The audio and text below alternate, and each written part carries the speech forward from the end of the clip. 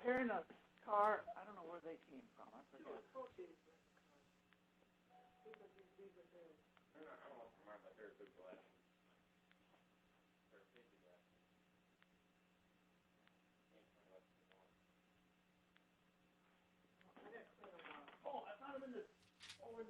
Morning, Darren. How are you?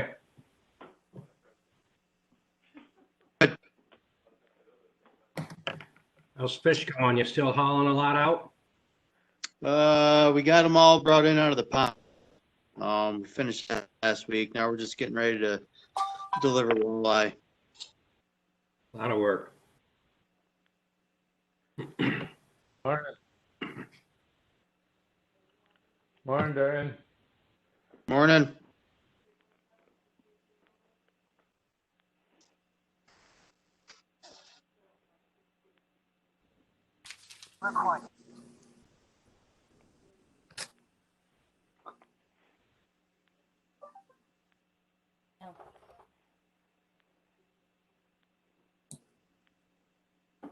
We'll do a couple things.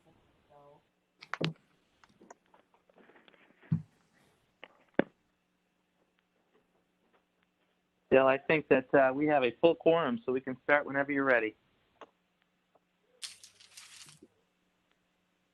Does Erica have her camera on? Oh, it says it. Can you not see me? Sorry. Well, I couldn't a second ago. Let me find you again. Yep. There you are. I just have to scroll through. All right, good. Gotcha now. You got your recorder on, Brian? We sure do. All right, I'll call the meeting to order. Welcome, everybody. Hopefully someday we'll be able to meet in person, but we'll get this darn thing ever figured out what's going on. But we'll start with introductions, and I'll call each of the voting members out to identify yourself one at a time, and then I'll turn it over to Brian, and he'll roll call through everybody. I'm Dale Stein, chair of the committee. Erica? Erica Goodman, voting member. Aaron? Darren Hickling, voting member. Dave? Dave Grass, vice chair, voting member. Ryan, over to you. Okay, thank you. I'll start with staff. I know Victor is on a closeout today, won't be joining us. PJ? Stop asking. PJ, you with us? Hi, good morning, everybody. Sorry, the mute button was on. No problem. No problem. Greg? Hey, good morning, everybody. This is Greg Albrecht. Good morning. Ron? Good morning. This is Ron Bullis with the State Committee. Good morning. Brendan? Hi, good morning, everyone. This is Brendan Jordan with the State Committee. Morning. Ryan? Hey, good morning. Ryan Cunningham here, Region 4 AEA with the State Committee. Morning, Ryan. Scott?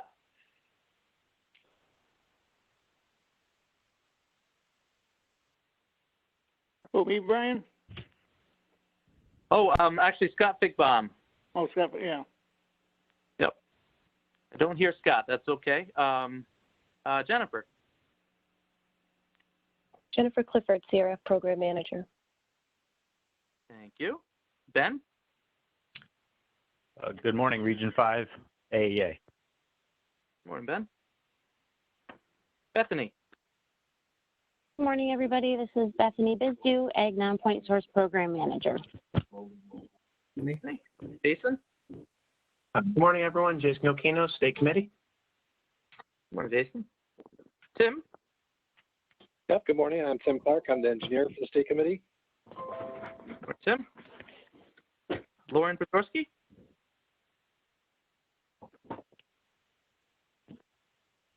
Okay, no Lauren, no Scott, no problem. Okay, now I'm going to go through the advisory members. I'm just going to call out the agency, and if you're here representing them, please say your name and your title. DEC. This is Julie Berlinski, Research Scientist, Division of Water. Thank you, Julie. Good morning. EDEA. This is Chaz. I'm on. Good morning, Chaz. Department of State. Good morning. This is Stephanie from Office of Planning and Development. Good morning, Stephanie. Department of Health. Hi, good morning. This is Paul Kazmarzik with Bureau of Water Supply Protection. Good morning, Paul. Ag and Markets.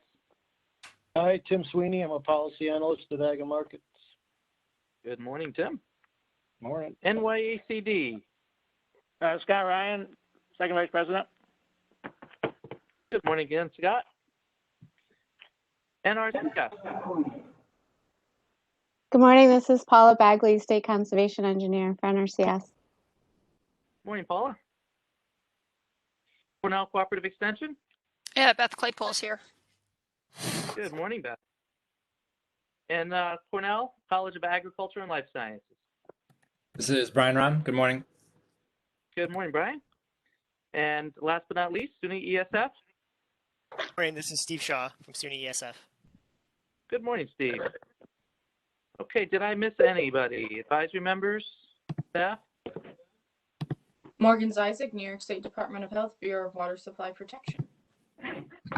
Good morning, Morgan. Thanks for joining us. Anyone else? Okay, Dale, that rounds off the voting advisory and staff, and just a welcome to all of our district attendees today and any members of the public. And if you please, if you called in and did not, we're not able to put your name into the WebEx format, please provide your name and organization you represent, if applicable, in the chat box. Thank you. We'll move on to review and approve of minutes. Are there any additions or corrections or changes? Move to approve. Second.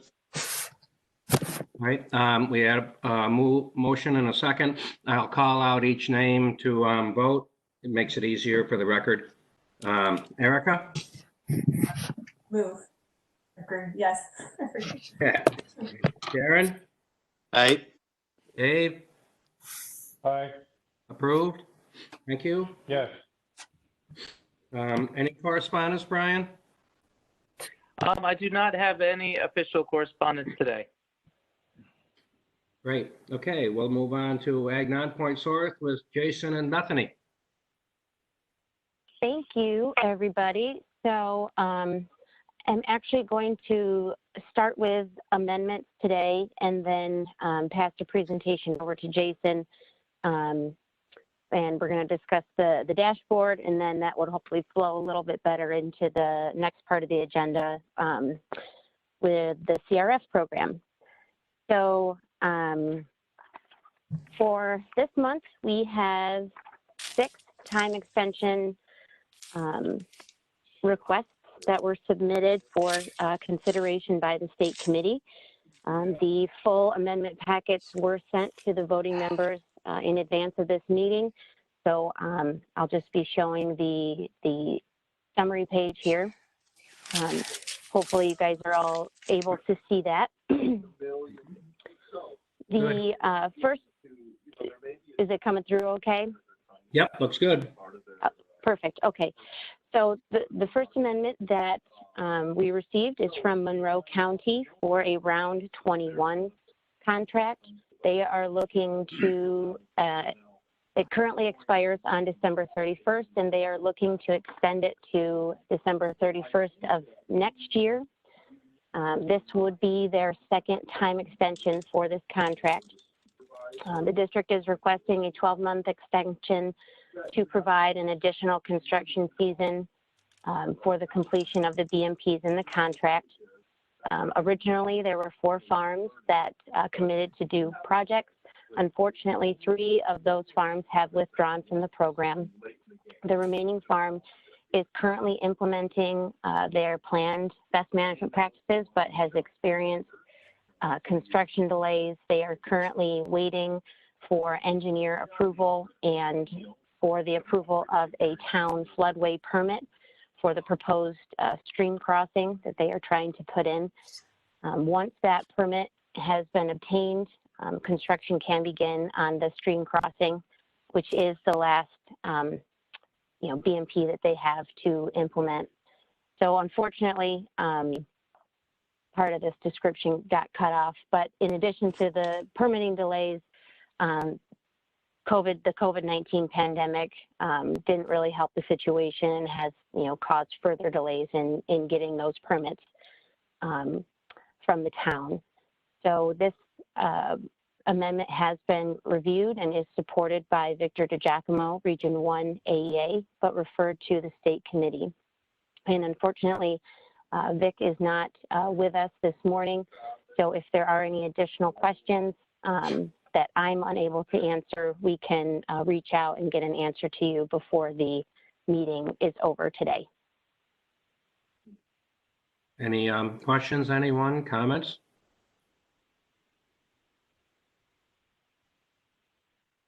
Get a motion to approve in a second. So moved. Second. Okay, motion and a second. We'll move to voting. Erica? Aye. Darren? Aye. Dave? Aye. Approved. Next one. Thank you. So the next one comes to us from Orleans County for a round 23 contract that expires at the end of this year. They are looking to extend it to 12/31 of next year, which does take it over, the 5-year kind of guideline that we try to stay within. But the farm in this contract has an engineered design for the project and is currently in the process of obtaining bids. They are experiencing trouble and having difficulty finding a contractor that can install the project this year, so it is unlikely that the farm will be able to have the project finished by December 31st of this year. So they will need that additional construction season to ensure the completion of the project.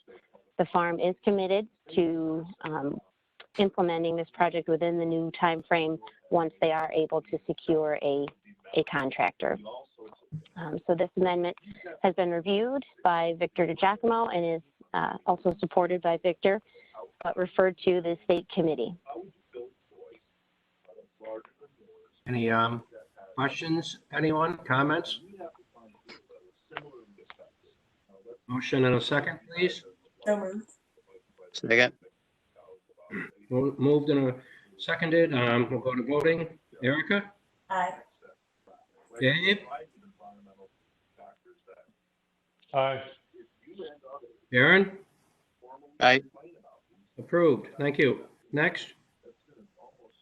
Okay, Bethany, so the next, interrupt, just if I may, I'm hearing a little bit of background noise. If you can just make sure that your phone is muted unless you're actually talking for the meeting. the background noise could very well be coming from me. Oh, yes. Okay. Sorry about that, Bethany. Go ahead. I am not the only one here. I'm recognizing that voice now. I am recognizing that voice. Okay, sorry about that. Apologize, everybody. I had to actually come into the office today, so bear with me. Okay. It's so not the bad. next, okay, I'll try to talk loudly. The next amendment that we received is from Wyoming County for a round 23 contract that currently ends on December 31st of 2020. They are looking for a one-year extension to December 31st of 2021. Unfortunately, due to time constraints and the loss of a construction season due to the COVID-19 pandemic, the participating farm was not able to reach out to contractors until late in the construction season.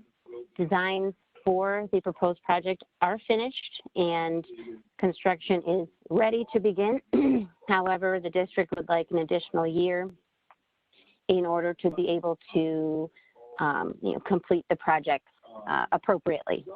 So this amendment is supported by Victor DiGiacomo, Region 1 AEA, but referred to the State Committee.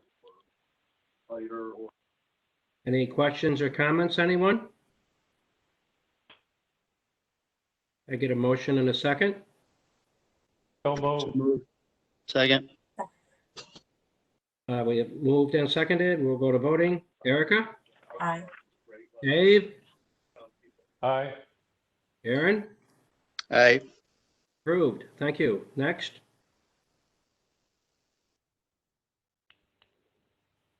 Okay, so the next one comes to us from an Onondaga County for a round 22 project that ends at the end of this year, and they are looking to extend it to December 31st of next year. The district is requesting a second time extension for this contract. They are asking for an additional year to complete the planned waste storage and transfer system. The landowner in the contract received an EQIP contract over the summer, and the project engineer is currently working on a design. The district is anticipating that by the time the design is complete, reviewed, and accepted, it may be too late in the construction season to begin implementation. So the landowner is committed to completing this project with the new time frame and is looking forward to finishing it as soon as possible. This amendment request is supported by PJ Emmerich, Region 2 AEA, but referred to the State Committee. PJ is on the line if there are any additional questions that we need to address with this one. Any comments, PJ?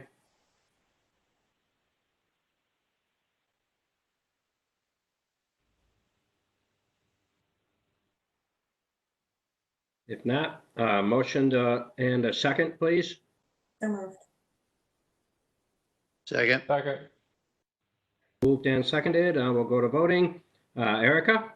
Aye. Dave? Aye. Darren? Aye. Approved. Thank you. Next. Next one also comes to us from Onondaga County for a round 23 contract. That contract expires at the end of the year, and they're looking to extend it to the end of next year.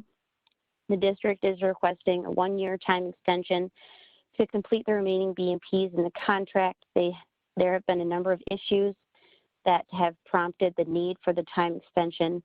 One of the projects in the contract is on hold due to a disagreement between owners of the property. A second project has been delayed due to its proximity to a wetland. That farm has gone through the process of obtaining a wetland delineation this summer, but would not be able to have a design completed by the end of the year. And the third project in the contract has suffered delays as a result of the COVID-19 pandemic. So a 1-year extension would allow all projects in the contract sufficient time to be able to solve their issues and complete their proposed BMPs. This extension is supported by PJ Emmerich, Region 2 AEA, but referred to the State Committee. Comments, anyone? Questions?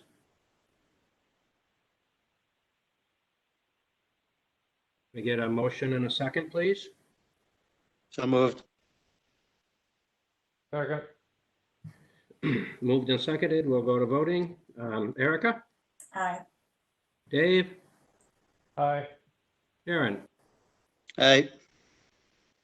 Approved. Thank you. Next. Okay, and the last one is also from Onondaga County for a round 23 contract that is expiring at the end of this year. They're looking to extend it for 1 year due to the current economic conditions that are requiring the farm that is participating to reconsider designs. The farm operator is committed to completing the project and is currently working with their planner and engineer to develop a more affordable option for manure storage and transfer. PJ Emmerich, Region 2 AEA supports the request but refers to the State Committee Any comments, questions, anyone? Get a motion and a second, please. So moved. Again, Moved and seconded. We'll go to voting. Erica? Aye. Dave? Aye. Darren? right. Approved. Thank you. Yes, Thank that's you. all. Yep, that is all the amendments. I appreciate you guys sticking with me on all of those. Before I pass the presentation over to Jason, I'll just mention a couple things regarding the Ag Non-Point Source Program status. So to date, we have completed 46 contract closeouts this year, and we have processed 16 amendment requests. 15 of those have been time extensions. One has been a formal budget amendment. At this time, we are looking at approximately 50 contracts that are set to expire by the end of the year. So hopefully as those deadlines come in and as we enter into the beginning part of 2021, we'll be closing out a fair amount of contracts and getting those off of the books. And I also wanted to mention to the group that at this time, there still has been no movement in regards to round 26, and we have not been able to move forward with making any awards on those projects as of yet. So, Bethany, do you have? Yes. Do you have a contact with the 50 that are due to expire by the end of the year to see what status they're doing? Well, I think a few of them actually we just extended, but I will be actually sending out letters to those that we haven't heard from, and just letting them know that they have these contracts, they will be expiring, and if they need an extension, to get it in as soon as possible. Otherwise, keep that on your radar to get the closeout in within that 60-day allowance. Thank you. You're welcome. So, Jason, let me pass the presentation over to you.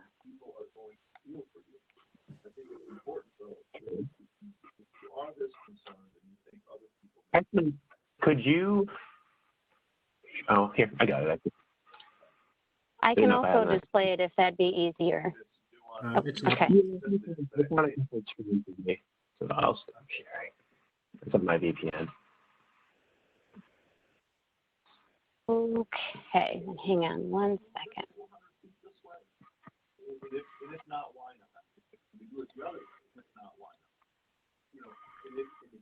Let me pull it up here.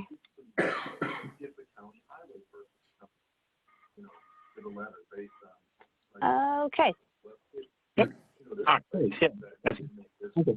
So, thank you, Bethany. I just request to do my parts together at once in between Bethany and Jennifer to cut down the passing and maybe a smoother transition.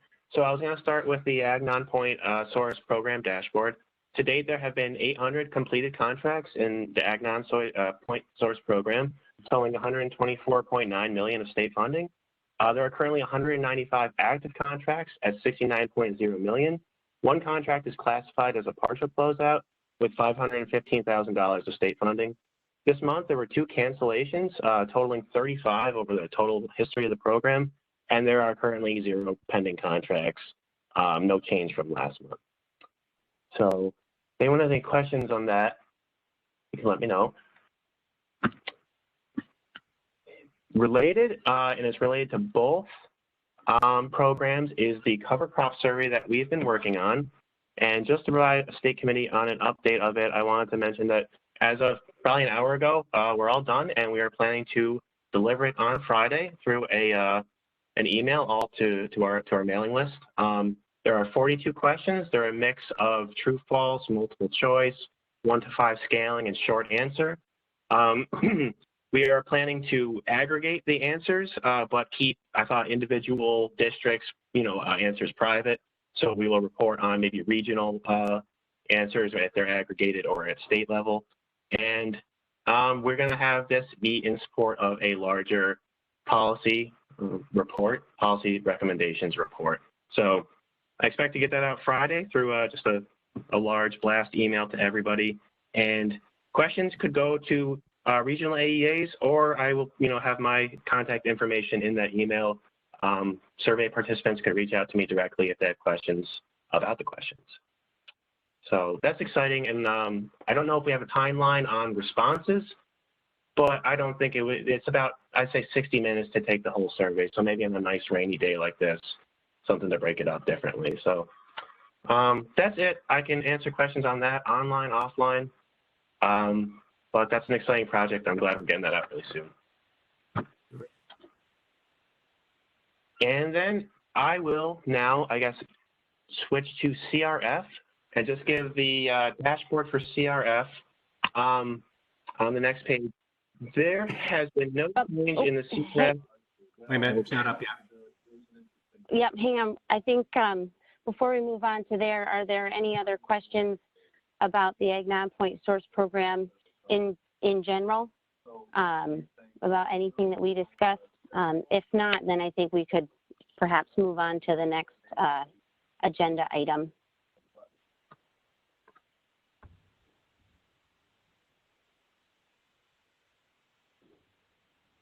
Oh, you're good. There it is. Sorry for jumping the gun there. That's okay. My bad. I just wanted to update on the CRF program stat dashboard. There's been no change in our database, so the numbers are the same from last month. We have 14 completed contracts, 1.4 million, 57 active contracts, 5.9 million, no partial closeouts or no pending, and cancellations remain at 2.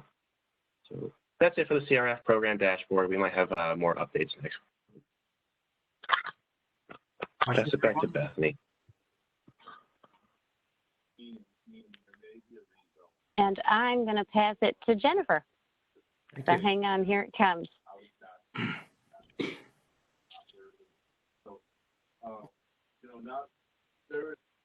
Thank you, Bethany. And we do have one amendment this month for CRF. This packet was sent out to voting members ahead of time for your review. And this amendment comes from Region 1 from Wyoming County Soil and Water for a Round 2 project. The contract end date is 12/31/2020, and the time extension request is for 1 year to 12/31/2021. The Soil and Water District is requesting a 1-year no-cost time extension to allow the farm to complete the project. Engineering and permitting issues have delayed progress of this project. The farm has recently retained a new engineer, and completion of a design is currently underway. The farm has recommitted to completing the project within the requested extension timeframe. This project is in Vic DiGiacomo's region, and he supports the request but refers to the state committee. This project is for a farm pond expansion as part of an irrigation water management system. Questions, anyone?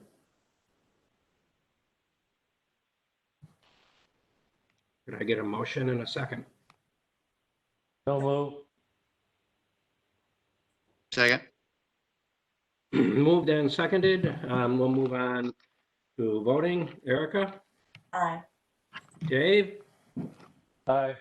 Darren? Aye. Thank you. Approved. Anything else on that, Jennifer? Thank you. So that's the only amendment we have.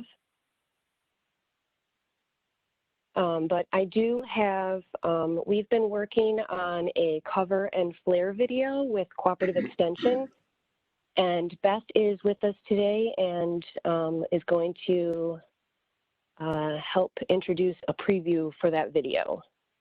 So Beth, do you want to talk a little bit about the background of it? Yeah, sure. If you guys remember, I think it's right around a year ago now. I think I mentioned this at the Soil and Water about how maybe we could work on a video to get it out to folks.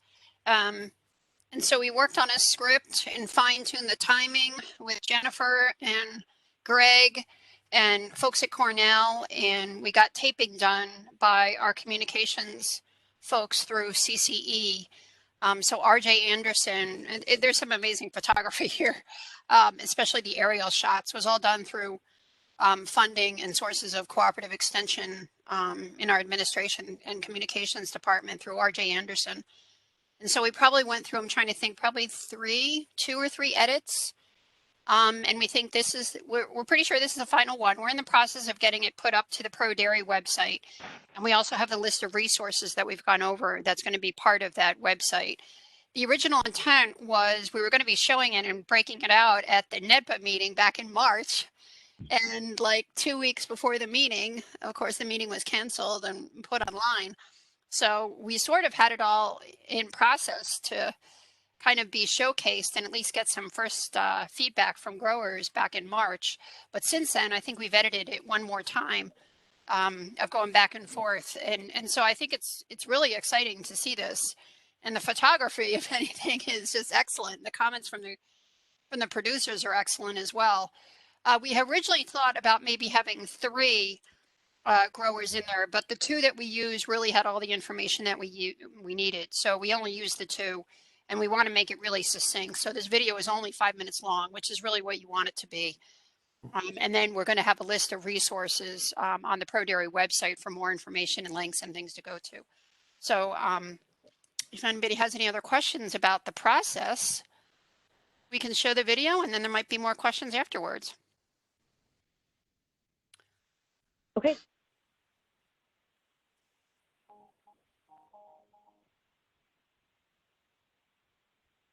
We can't hear any audio. The cover and flare. Oh. There we go. Okay. There you go. Provided that they have Okay, the good. level of management to do so. It not only reduces the amount of rainwater that farm's hauling with its manure, but also it reduces the amount of greenhouse gas emissions by burning off the methane.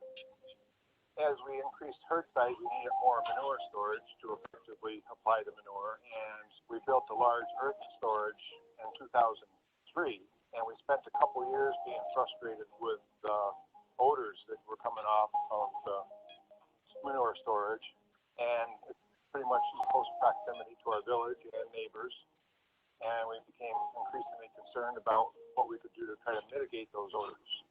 As soon as the cover was installed, the odors went away. Basically, from the time the manure leaves the cow, it never sees the light of day again. Well, we had an existing manure pit for quite a while. The addition we made a couple years ago, which would include the cover on top of our existing storage, the separator system, we made that for a number of reasons. You know, we want to limit our inputs and improve on our outputs so we can keep the farm in balance for our nutrients. We realized that we bring in a lot of sawdust when we were bedding with sawdust, and we didn't get the optimal result we wanted with sawdust. We saw a lot of our neighbors' farms doing very well using separated solids, and we wanted to try that for our farm.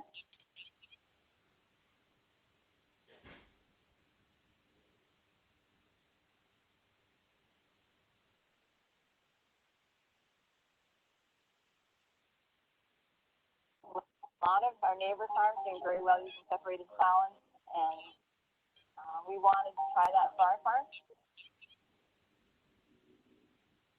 I think I just wanted to let everybody know this is really disjointed for this purpose. The original video is very clear, and I think it has to do with our WebEx connection.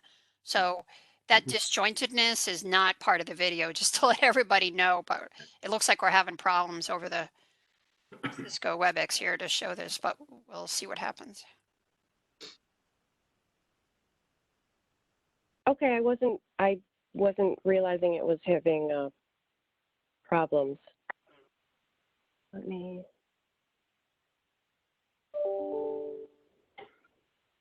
What are others I don't know, seeing? People Jennifer. seeing? Like Dale, what do you see?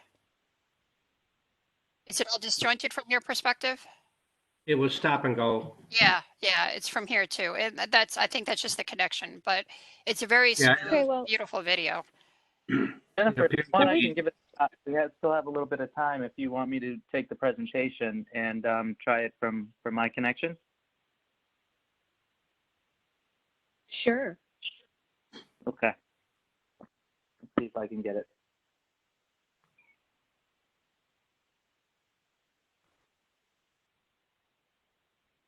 You're the presenter now, Brian. Okay, thank you. I'm not sharing my screen yet, right? No.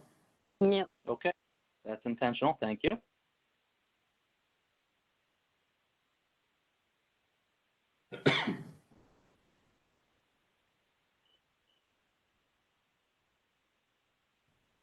Yeah, while Brian's working on that, we were hoping that we could get this type of thing up and functioning so that, because with the COVID business, we can't go and visit sites, but maybe districts can start putting together short videos that we could present at meetings that are 5 minutes or less on projects they've done, especially innovative projects, that we could then see at the state level, everybody without having to travel to see them.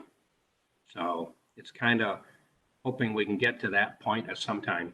Yeah, that's very different than this video. This video took, I don't know how many hours, hundreds of hours, to basically take. There was I think at least one day spent on each farm, a whole entire day. Yeah. Was spent on each farm, and then hours and hours upon editing. So this is you'll see it. It's a very well produced professional video. So I don't know that we could do this for everything. It costs quite a few $1,000s to produce this. No, we don't need something this quality, but it's something, a video that could be easily done and inexpensive that could show a single project and overview. Hopefully we can get to that point at some time.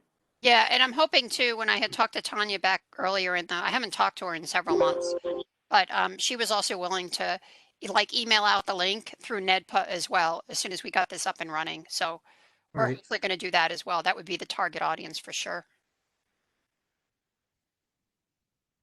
Is everybody seeing the screen with the video? Yeah, but the video's not playing yet, but we can see the screen. Right. Ready? Okay, Yep, let's see if this works a little bit better. I still see that it's going to be buffering, but maybe it'll be better. The cover and flare system is really a great system for any farm to utilize, provided that they have the level of management.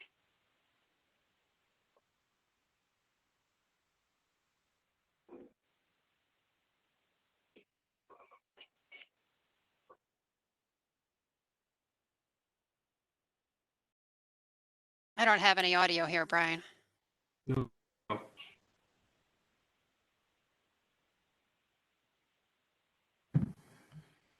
No audio? Let's try this again. Sorry, everybody. All right, one more It time. started in the very beginning. There was audio, but then there was nothing. Okay, I get it. I know why. Okay.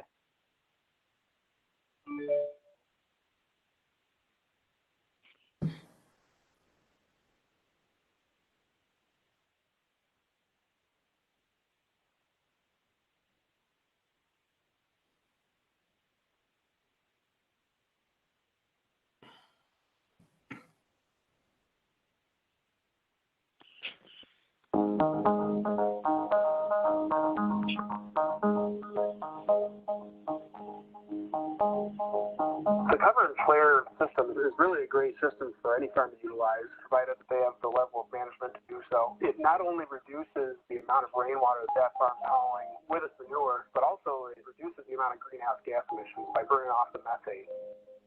As we increased herd size, we needed more manure storage to effectively apply the manure, and we built a large earthen storage in 2003, and we spent a couple years being frustrated with the odors that were coming off of the manure storage, and it's pretty much in close proximity to our village and neighbors, and we became increasingly concerned about what we could do to try to mitigate those odors.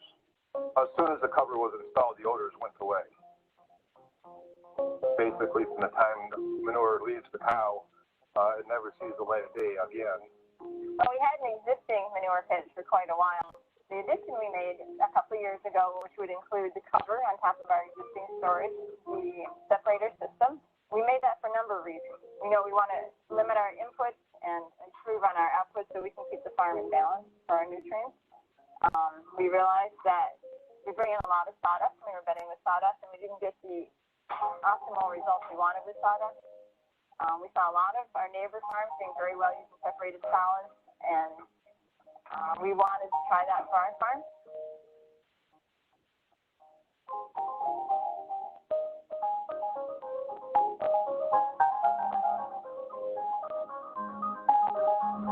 The system that Tim President has here is basically all the manure is collected, it's generated on this farm, and then it's transferred to a reception pit in a manure processing building, and manure that's in that reception pit is pumped through a series of screw press separators, and those separated solids go to his composting operation.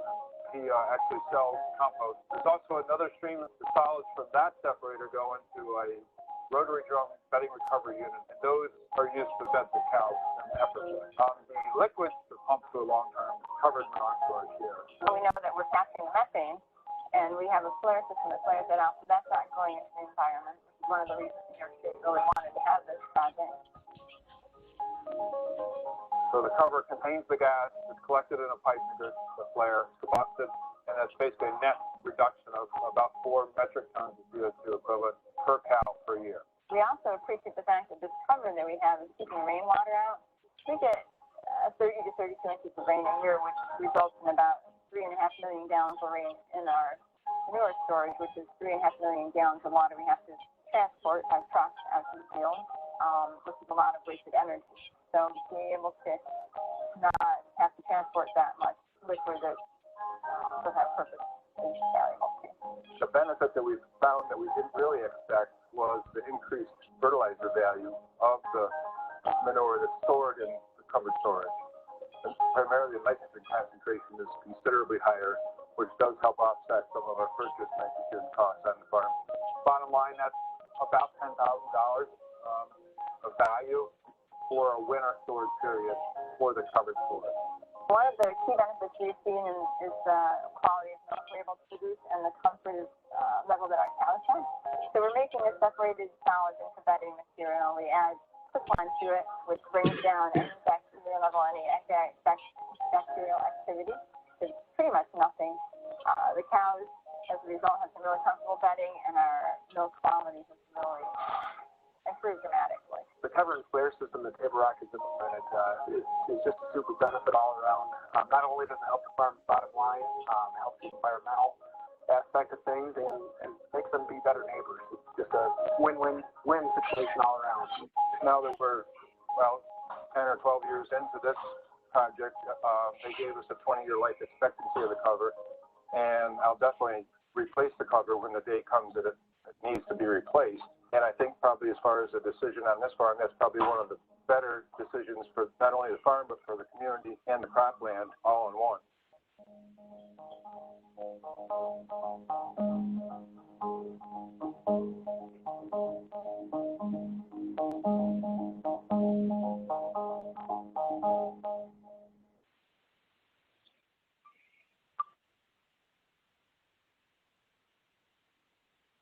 Okay, did that come out okay for everybody? Yeah, that was better. It's still a little bit disjointed, but I think people get the idea. It's a pretty slick video. Oh. Excellent. Excellent. Okay, I don't know, Bethany or Jennifer, who wants to take the presentation back? I'm afraid to touch anything on my end. I don't have anything else to share, so thank you for helping play that, Brian. And that's just a little preview, and hopefully we'll get the actual live link out there so we can share with the public. And thank you to Beth and Cooperative Extension for taking the lead and helping with that project. Turned out really great. Any questions from anybody?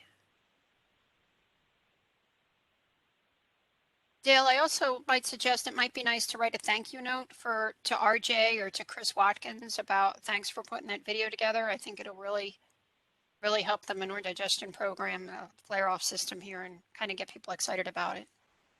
Great, will do. Thank you. Anything So else? Go ahead. I was just going to say, I just passed the presentation over to Greg Albrecht. Okay, great. Thanks, everybody. Bethany, thank you. Let me beam my screen here.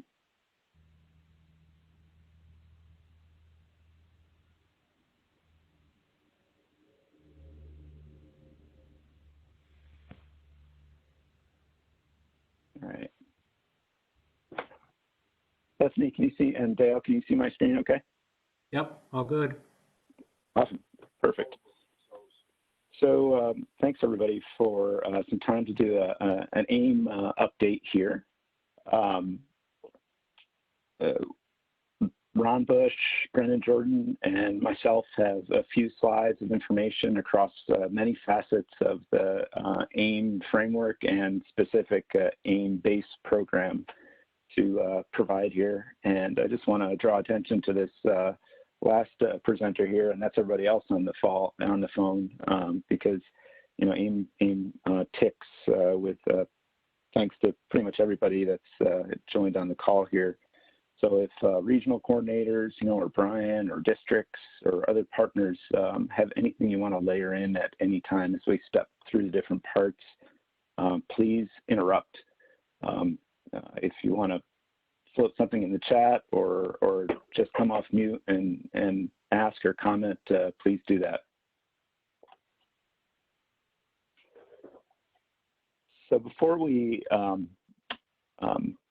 get into, you know, specific state committee cost share programs and structures, I wanted to, you know, we kind of like to back out and for context and, you know, talk about the framework of AEM, and that's really, you know, small a, small e, small m, that only can be accurately described with acknowledging all the partnerships that make it tick.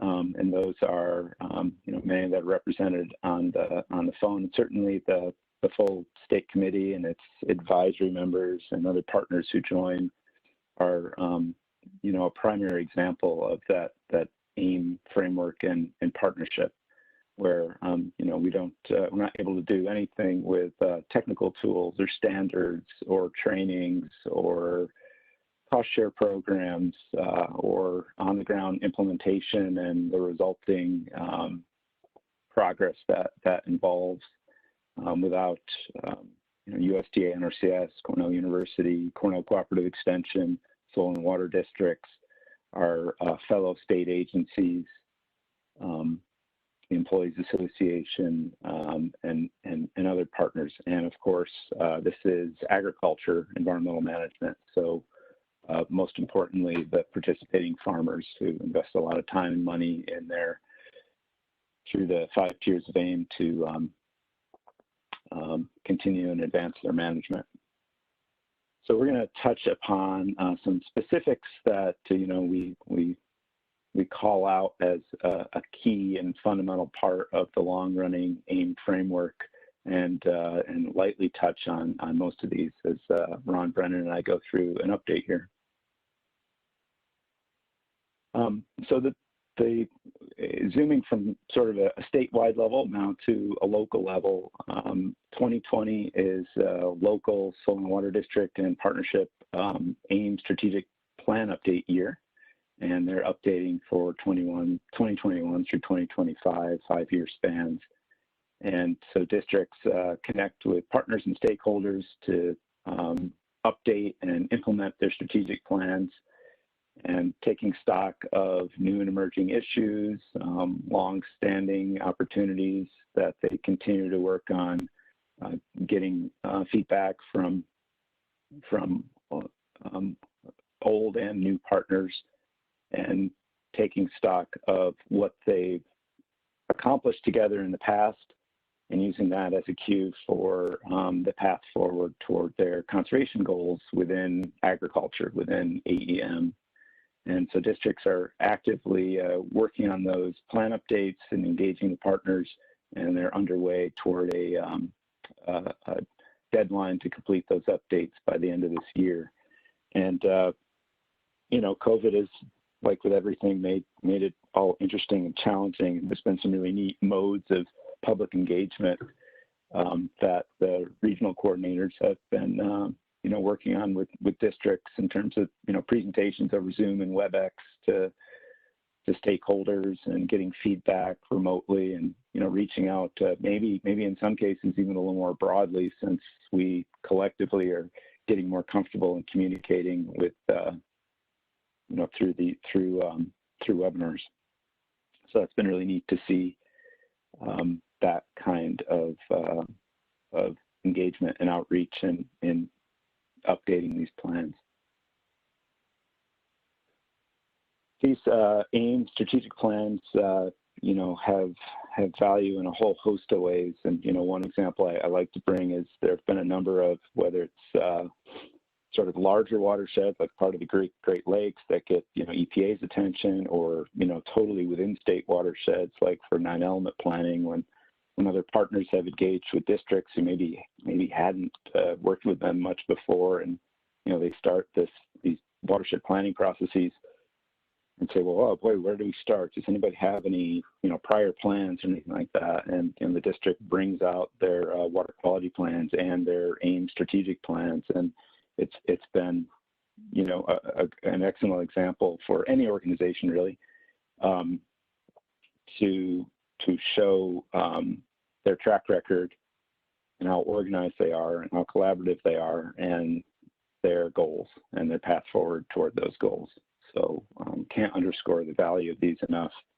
And certainly in a very black and white and sort of tactical standpoint there, the goals and priorities in the Aem strategic plan lead directly to the budgets and actions in their district's Aem action plan. They update now every 2 years, let's say, with our shift to a 2-year Aem-based program. Which brings me to our next slide here, and y'all have seen this before because you were all very integral in co-developing a new approach to the Aem-based program. So I won't go into details here, but just as an overview, it remember continues the long-running non-competitive support for local technical assistance on the left-hand side of the slide, and pairs that with a new cost share track implementation funding line to make a whole 2-year Aem-based program that we're calling Aem Round 16. And we're almost a year through it, and you probably recall the bones of the new implementation funding program there at max at $100,000. Individual projects are maxed at $50,000. A cost share rate can be at 87.5%, and so on. And, you know, this was developed, I have to give credit to Brian Steinmuller and Mike Latham for the initial idea here after a late night meeting and then some subsequent discussions to say, hey, can we do something yet additionally different to further complement and support our long-running and other implementation cost share programs like Ag Non-Point Source and CRF. And then we all went to the drawing board, including some, I know, very detailed discussions in the state committee forum here to make it what it is today. And we want to give a little bit of an update on that. So some information that's been presented before, and then some new information coming. We now are up to 52 soil and water districts participating in the Aem-based program. That's up from 51 from Aem year 15, thanks to Hamilton County. Of the 52, 45 of the districts signed up for both tracks, so technical assistance and the new Tier 4 cost share track, and 7 are in a spot where they prefer to operate with the technical assistance track alone. when you put that together, it's a little over $11 million awarded, and you can see the split between the technical assistance track funding of Solenoid Water District and sometimes a partner, working with farmers through the 5 tiers of Aem.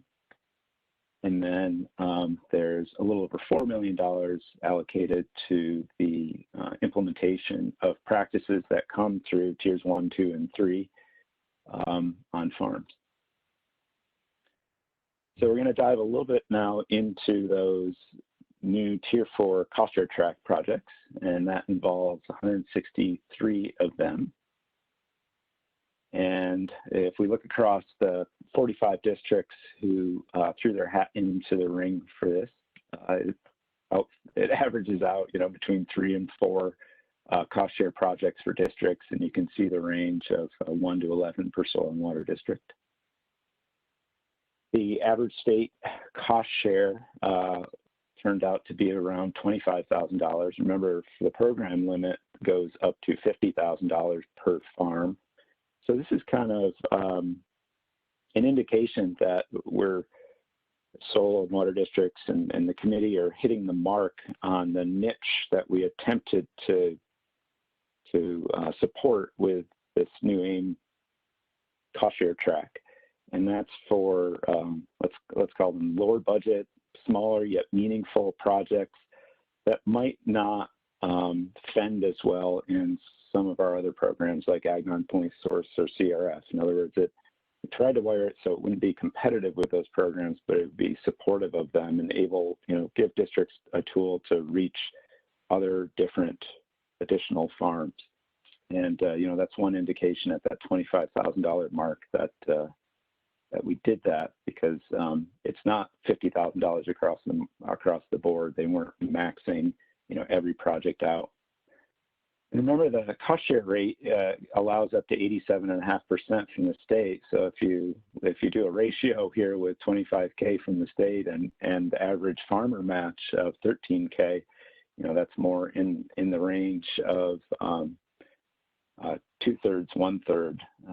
So again, it's not dissimilar, right, Bethany and Jennifer, from our other cost share programs of farmers providing significantly more match, even in really tricky times for their projects. Along the lines of the goals I was mentioning of hopefully providing a tool that would allow districts to reach out to the ever broadening range of farm types and farmers and farm interests. I apologize, on my screen the shading went in a different way now that I'm flashing it up. But if you squint really hard in the notes for the presentation here, you'll be able to see it better. But we have a decent range of farm types represented here that fairly reflects the range of farm types and proportion of farm types that we see in districts' technical assistance work. So about 60% are on beef and dairy farms, and the remaining 40%, across specialty crops, fruits and vegetables, cash grains, vineyards, orchards, maple producers. Small ruminants are in the mix there, orchards and vineyards. So we're definitely seem to be reaching those types of farms nicely with this program. And built upon, the tier 1, 2, and 3 work that the districts have done with those farms prior to this program offering in Aem base. As you can imagine, we are 10 months into Aem round 16, so implementation has been in full swing, despite everything thrown in it from having to operate and adapt in a modes now necessary in a pandemic. And thanks to the regional coordinators, Vic, DJ, Ryan, Ben, and Scott, we've got 11 projects so far completed, and I'll show a couple case studies of those in a sec. I should mention at this time too, Bethany reminded me, we have prioritized Aem base funds through our limited monthly budget allocations to be paid upon. And that's because of the quick 2-year nature of this program, as well as, you know, many of those claims for payments that districts are sending in also support their technical assistance and staff. So we prioritize those projects, and the lion's share of districts have vouchered for their 25% advance and been paid. And a little over half of them have put in 65% implementation payments, which is a good sign that, you know, they're moving along with building those Tier 4 projects. Okay. Again, sorry for the change in colors and formats here, but this one comes out okay. This is a count of the BMP systems that were planned. There have been, so far we've had 6 amendments to their Tier 4 projects across the 45 districts, and we expect some more. So this is based on their original budgets and action plans. But you can see if we draw sort of an arbitrary threshold at a count of 10 or so, that erosion control structural systems, so, you know, your diversions and waterways of various flavors, water and sediment control basins or WASCOBs, those type of field, soil, and water control systems to sort of stabilize and slow down water as it's moving through our primarily field systems, or our crop fields, were a hit. Livestock heavy use areas and waste storages were also showed up as teed up projects through the planning process with an environmental need. And I guess I was a little surprised, which is excellent, you know, that they were able to be budgeted within this smaller budget of the AIM-based program. So primarily, you know, smaller farm focus there. Grazing systems are perennially important and popular and needed. So it's not a surprise that they showed up. And then another element here is our soil conservation cultural systems. And that's primarily cover crops with a little bit of reduced tillage in the mix there too. If we dig into those systems and to what their component practices are, this is just a tally of the component practices that are part of all those systems. And it's not a full list, it's sort of a highlights.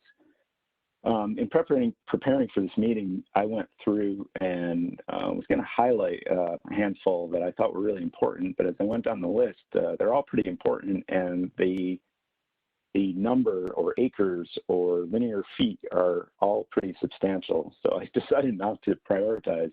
When you look at 16 acres of access control, about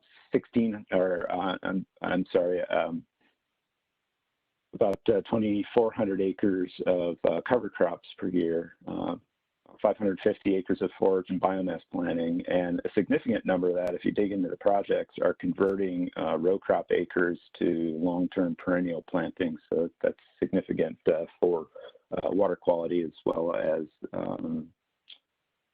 greenhouse gas metrics. Of course, 28 acres of riparian forest buffer, nearly a mile of stream bank and shoreline protection projects of various natures, 13 storages, a lot done with a fairly small budget here, or a lot on the table to be done with a fairly small budget. And certainly in the winter of 2021, we look forward to, let me say that better, in the winter of 2022, we look forward to reporting on what was actually accomplished at the end of round 16. So in that spirit, we are starting to see some projects completed and some reports come in, and I just want to give a snapshot of 2 such projects. One is an area of significant erosion concern, which was on the interface of a farmstead, but then leading into crop fields. And you can read the words from the district and there's their closeout summary, but also just see it with your picture. I mean, that is many tons of soil that's being lost, and, you know, turbid water that's moving off an area that, you know, otherwise be stabilized. And they did that with a mix of waterways, specifically rock-lined waterways, and water sediment control basins and critical area plantings.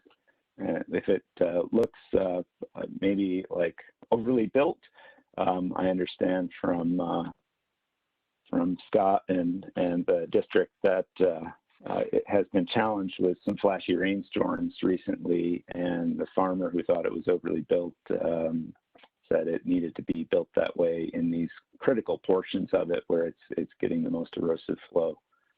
So good project and already been tested, even though these photos are a little early, so the seeding hasn't taken yet. The next one I want to show an example of was a combination practice system of livestock heavy use area runoff management system and an access control system to take animals out of wetland and stream and keep them exclusively in their pastures. And you can see the before photos here of a pretty good connection of a source with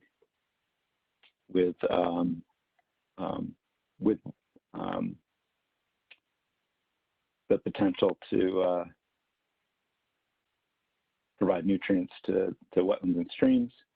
And the final look of the project, again, recently after implementation, so things will grow in a little more, but that included a covered barnyard, in essence, exclusion from wetlands and streams via access control, and some improvements to the grazing system there to protect wells, wetlands, and some water courses.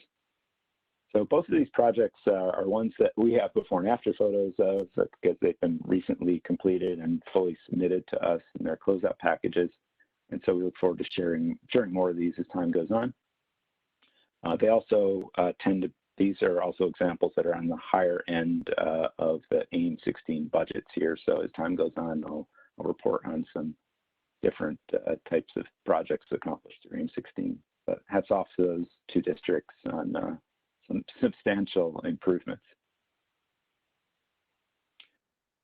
Okay, I'm not seeing anything in chat. I'm going to shift gears to some other advancements within Aem, but I want to pause for a few seconds to see if there's any thoughts or discussions on what was primarily a focus on the new Tier 4 cost share program, part of Aem 16.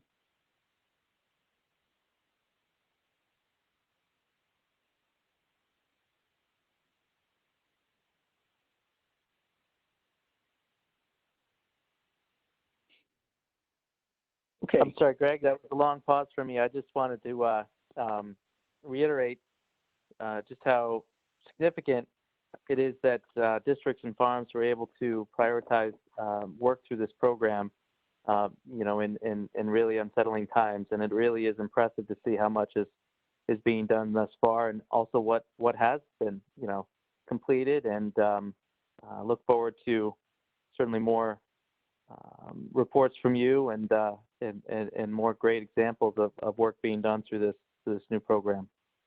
So just hats off to districts and farmers, all partners involved. Absolutely, and we're seeing more and more districts, like Dale was indicating there, making YouTube videos of various work that they do within their counties. And maybe they take the wheel on some of these updates as opposed to me highlighting them either too. Yeah, okay. It's a great idea. Thank you. The next part is going to focus on some Aem technical updates over the last year or so. And the ones that we're focusing on here are related to Tier 3 planning. So in our 5-tier process of taking stock of farm interests and then a very comprehensive whole farm assessment of existing stewardship and environmental resource concerns in the Tier 2 assessment, that then leads to, okay, we've got some good things going, we've got some opportunities for improvement. How do we make a plan to maintain good things and improve upon the resource concerns? And so shifting now to the left-hand part of the screen, we have have had defined as long as there's been the formal AIM-based program planning guidelines for different component plan options, and we call them Tier 3A. So they focus primarily on areas of management on the farm, and they are stackable. So you see the long-standing ones have been around farmstead and cropland and nutrient management, pasture, pest. And over the last few years, we've co-developed with many folks on the call here, especially districts, and in the case of more technical areas here, the Cornell Nutrient Management SPEAR program for nutrient management and the USC stream team for the stream management work. Some new Tier 3A plans. And we just wanted to highlight those. One is what we're calling NM Core Nutrient Management, and it's meant as a subset of nutrient management from the full 590 NRCS standard nutrient management that we've had for years that can stand alone or is often bundled as a chapter within a larger comprehensive nutrient management plan. But the NM Core came about through some work by partners on the New York 4R Nutrient Stewardship Program, as well as some work through the Chesapeake Bay program in their definitions of different types of nutrient management for the Chesapeake Bay TMDL. And once we saw where those were going, we were also involved in the development of those. We felt like we had enough of a framework around us to plug this into Tier 3A suite of options for districts. And so this is defined in the AIM manual, and it's essentially the 590 standard, but without the risk assessments. So it focuses on a good, solid taking stock of soil test nutrients, manure analyses, crop rotations, crops, soils, and to develop a nutrient balance for those fields for manure and fertilizer applications. And then if someone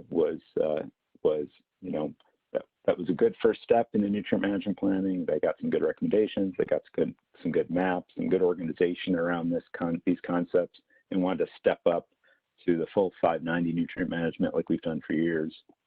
It's certainly a pathway to that, and that's deliberately how it was designed. And this involves currently 6 districts that tried it out in AIM 15. There's more in AIM 16 on about 8 farms.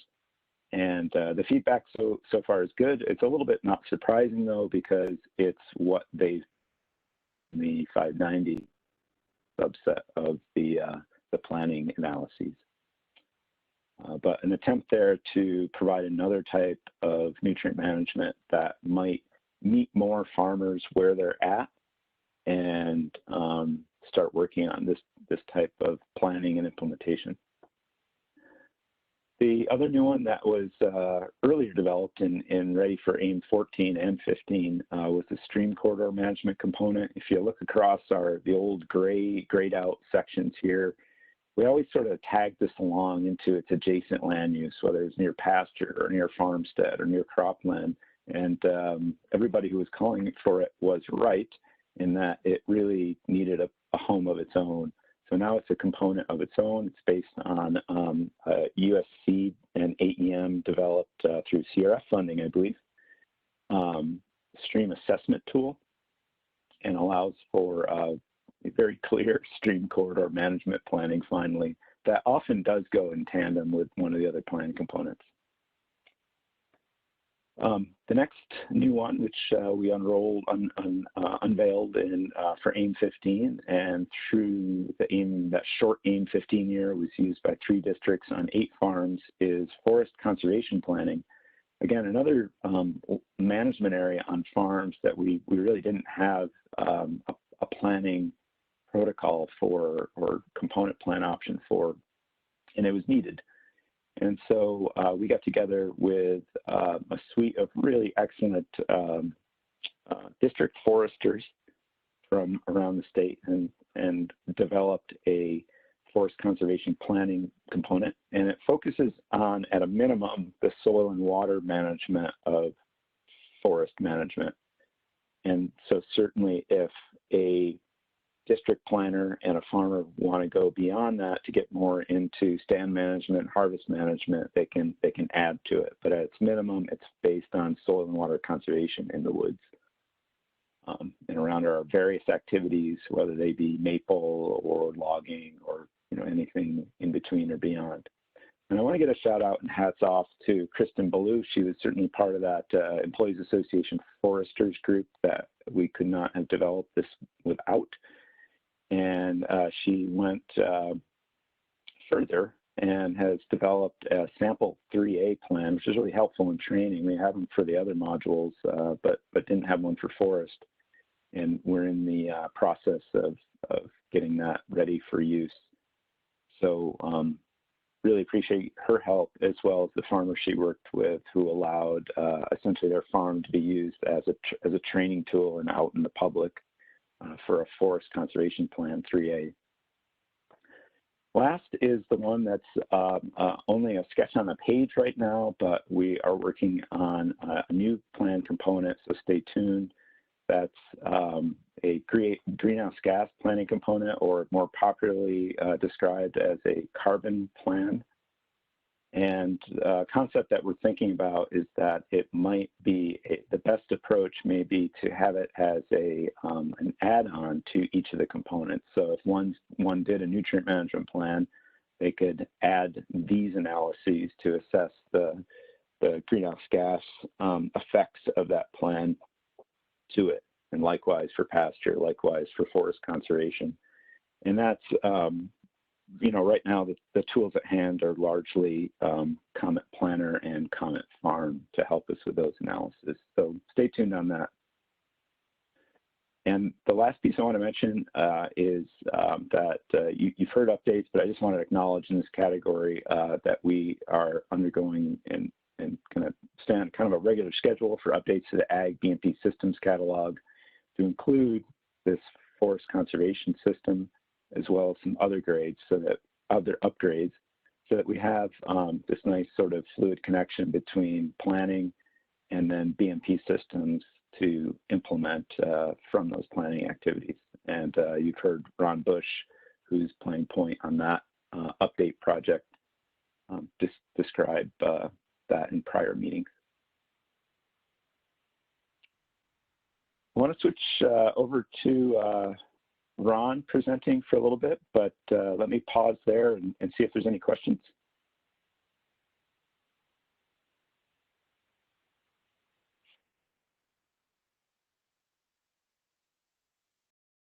Greg, thank you. And again, thank you to all the districts who contributed to developing those additional plan components.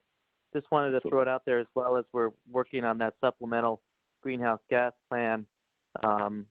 Certainly if there are any districts that have gotten some experience in utilizing these tools for CRF applications, proposals, and projects, and you're interested to be a part of a eventual working group team to help develop those planning protocols, please contact Greg, and we certainly, as it's always much more effective to work on these planning protocols with those of you in the field doing the project. Same would be true for this new one. So please contact us if you're interested in finding out more and helping to contribute to that project. Absolutely. Yeah.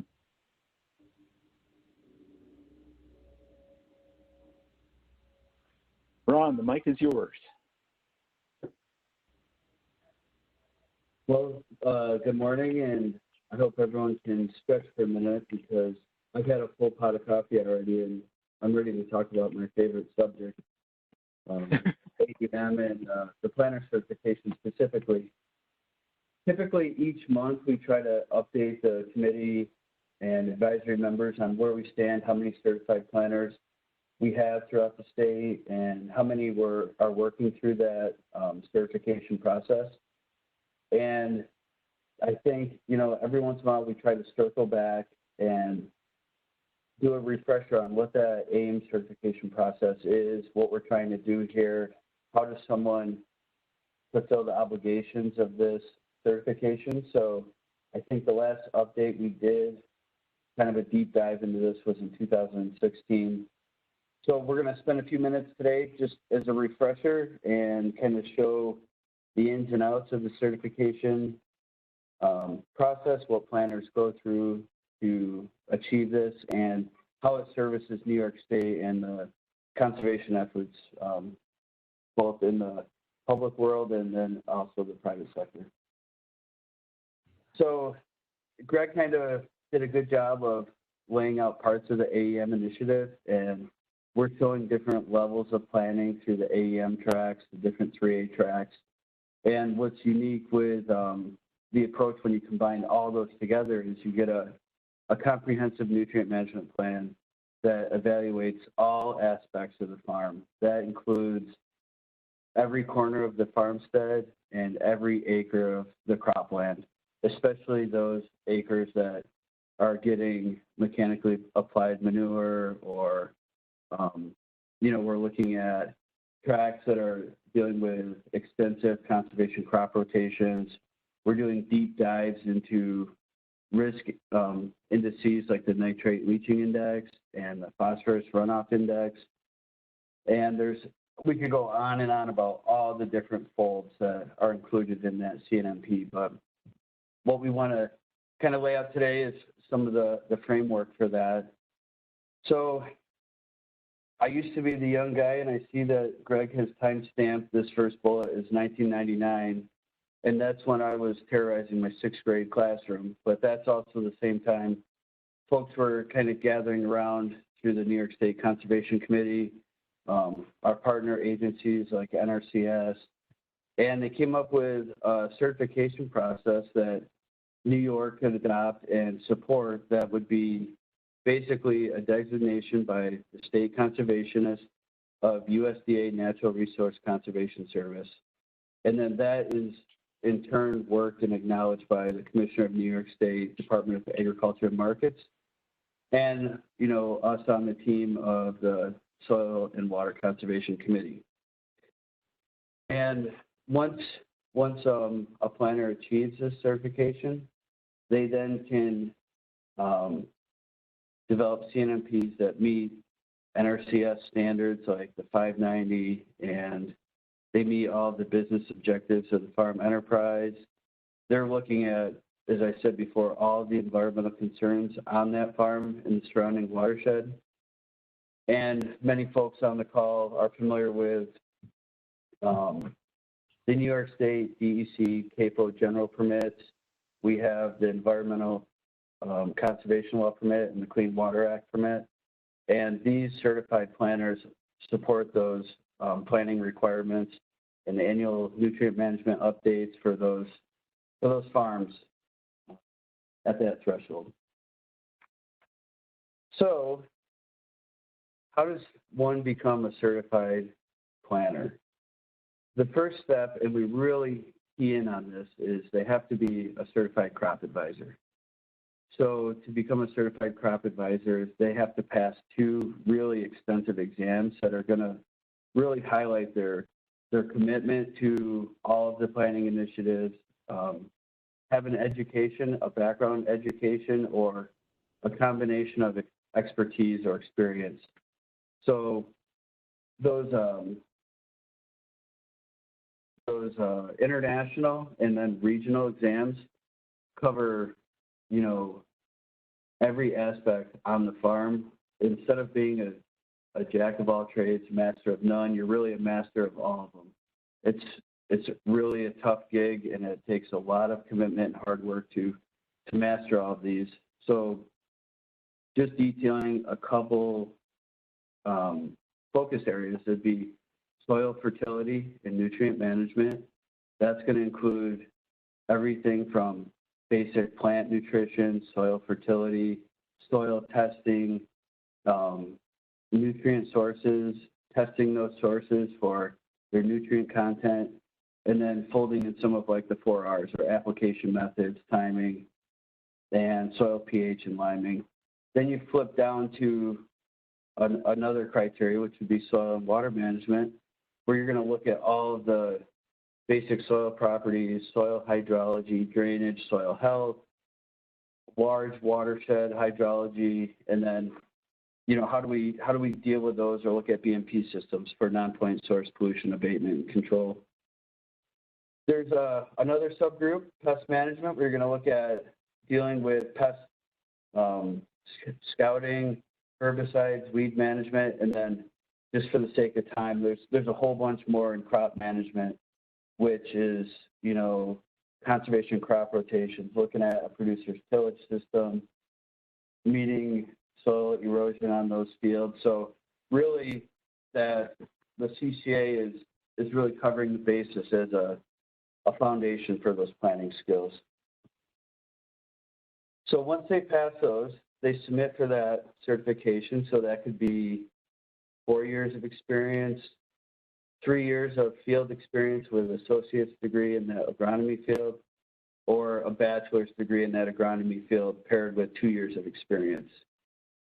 And they submit that package to the board and sign a code of ethics, which really locks in those key principles and judgment and professional ethics out there to meet this planning threshold out in the field.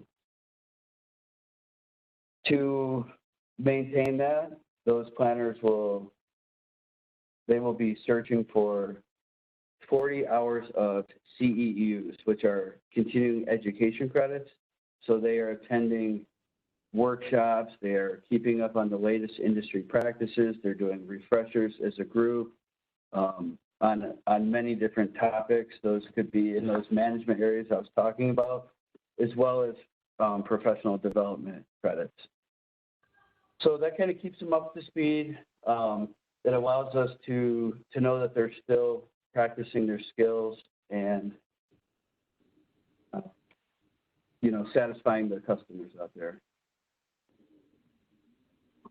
Any questions at this point on the Certified Crop Advisor program?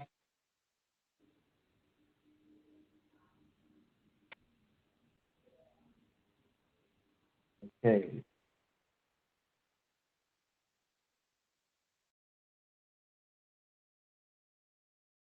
So once they become a Certified Crop Advisor, they will join us for an interagency training, which is conducted through NRCS and then us.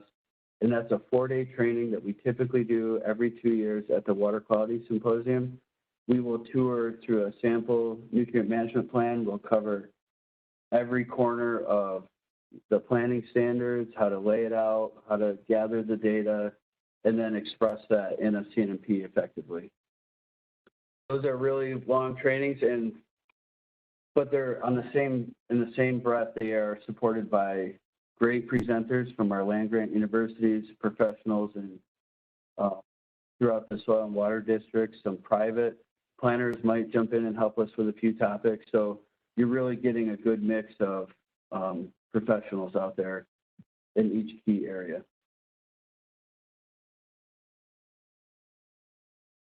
So once those two things have been met, the planners will enter what we always update you guys each month is the 3-plan review process, where the planners will develop real-life plans with real-life producers and look at every facet of their farm, compile those into a CNMP, and then submit it to us for review.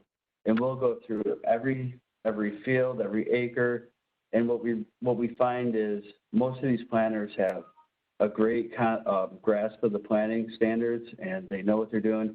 And we're kind of just mentoring through that and checking that they're fulfilling the requirements of the CNMP checklist and that they, understand what their obligations are to capture all of those resource concerns and then plan appropriate BMPs for those. That's an in-depth process. It could be, it's typically over a year to complete all 3 plans. We spend a lot of time mentoring those planners through this process and spending as much time as necessary for wherever they need a little more help, or if they have found unique situations out there, or how to work with producers to develop alternatives for BMP systems and convey those messages effectively, both with the producer and in the documentation provided in that plan. Typically, by the end of the third plan, we've also gone out to a farm and walked the farmstead and fields with the planner just to make sure that we're capturing everything and those planners get full opportunity to show us and display how they looked at each one of those management areas. And then at the end of that, if we accept all 3 plans, then they would receive that designation and certification as an AEM certified planner.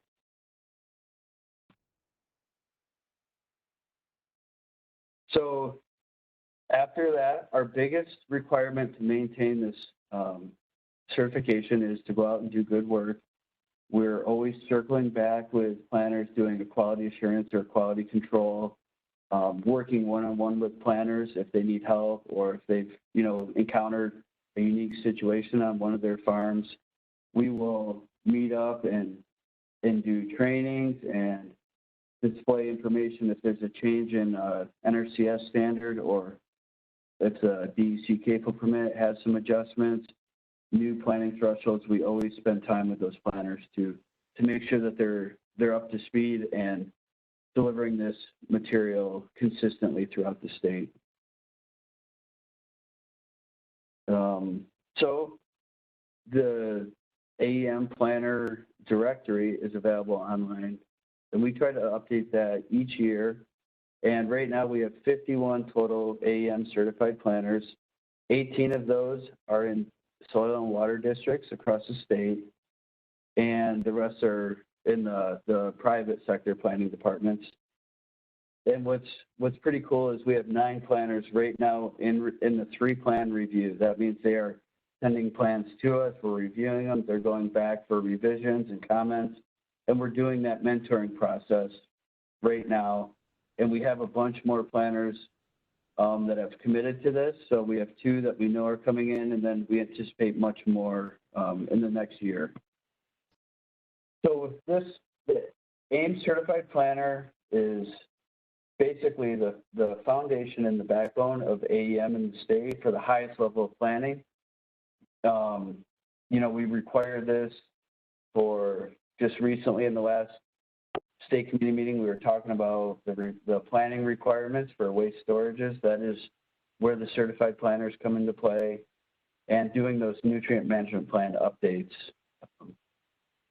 They're really doing that high level work out there. With that, I'll take a few questions if you have it. And as always, we always throw it out there that if there's an advisory member or someone on the call that would like more information or just to go through this again one-on-one, we're always available to detail the certification process and show what those planners are doing in the AEM world throughout the state. Any questions, anyone?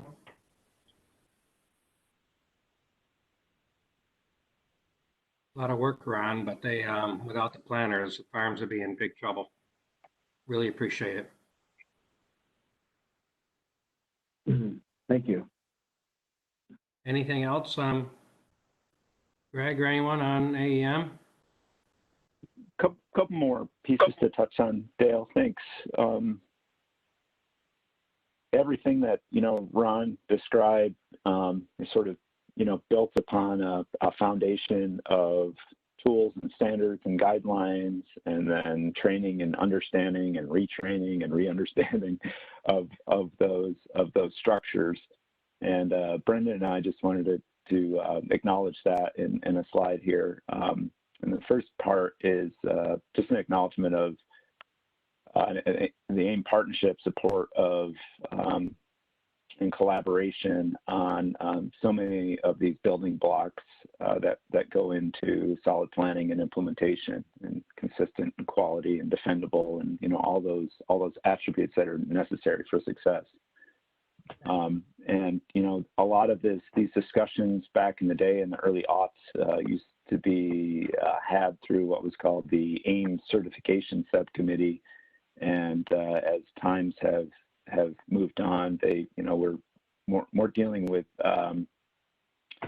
with issues and opportunities and needs for improvements through ad hoc work groups of topic-specific experts. But, you know, if you talk to those involved from the state committee, from DC, from Cornell University and Cornell Cooperative Extension, Employees Association, and NRCS, I think we've gained an understanding over the last several years that none of us alone can effectively develop, you know, a nutrient guideline for field crops, the requirements in a CAFO permit, a Tier 2 worksheet, or a Tier 3A planning guideline, or an NRCS standard. And so we continue to go back to that Aem partnership, I'll call them, of those agencies to develop and update and adapt to new information when it comes around.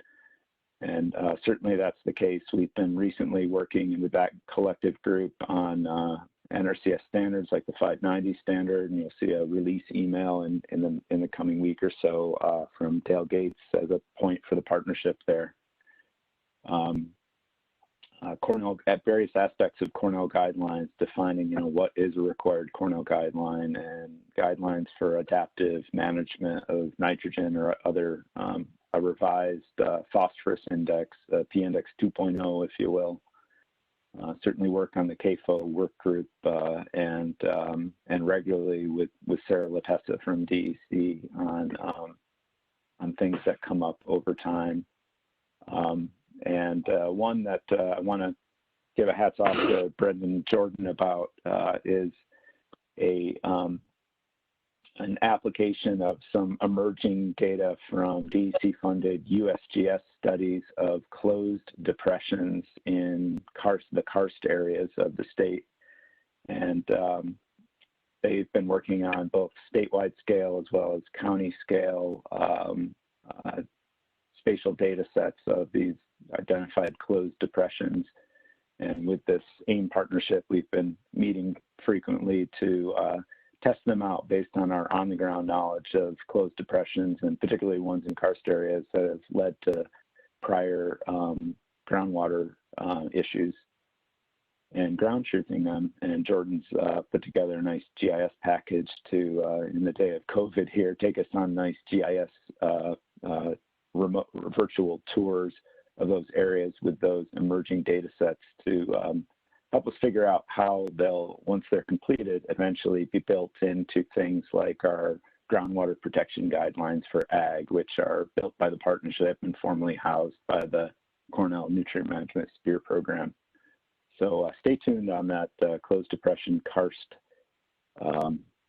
area data set, and then over the next year or so, as that develops. We're in the early stages of vetting that, and Brendan, I appreciate your help on that. And with that, Brendan, if you're on the line, I ask you to take this slide home. Yep, absolutely. Thanks, Greg. From a history standpoint too, I mean, I think 20 years ago, I even put together a nutrient management plan in the process of training and getting more people trained to do it. So I don't know, Brian, what kind of economic development this is, but you know, all these supporting consultants that have started up, once those guys got going, Extension kind of got out of the business of doing them. So it was really a worthwhile project between NRCS, Soil and Water, Cooperative Extension, and then now all the consultants that are out there. So. Absolutely. Yep.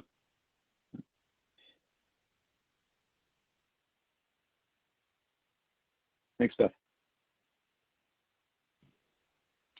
All right. Brendan. So last couple of things we wanted to touch on were just some of the other projects that we work with alongside of the certification process.